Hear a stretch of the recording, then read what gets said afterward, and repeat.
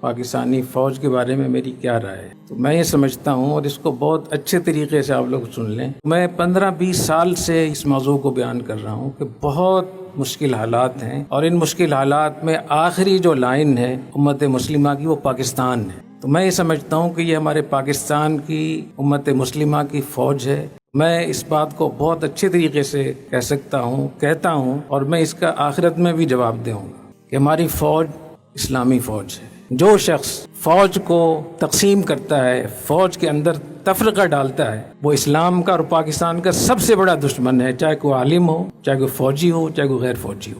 اور میری معلومات یہ ہیں، میرا جو تاریخ کا مطالعہ ہے کہ پاکستان کی فوج کو جو اللہ تعالیٰ نے جو ایک اعدوا لہم ما استطعتم من قوہ کی جو عملی مثال ہے، جو ان کی تربیت ہے، جو وہاں سسٹم ہے، جو میرٹ ہے، جو یونٹی آف کمانڈ ہے، جو ڈسپلن ہے، جو نظم و ضبط ہے، وہ 1000 سال میں ایسی فوج آپ کو نہیں ملے گی۔ یہ پاکستان کی واحد فوج ہے جن کے ہاں نظم و ضبط ہے، جب وہاں آرڈر چلتا ہے، وہاں حکم چلتا ہے، لوگ بات مانتے ہیں، وہاں ریٹ ہے فوج کی۔ جو ہماری فوج ہے اس کی حفاظت کریں، آپ اس کی عزت اور توقیر کی حفاظت کریں۔ اللہ تعالی ہماری فوج کو صحیح سلامت رکھے۔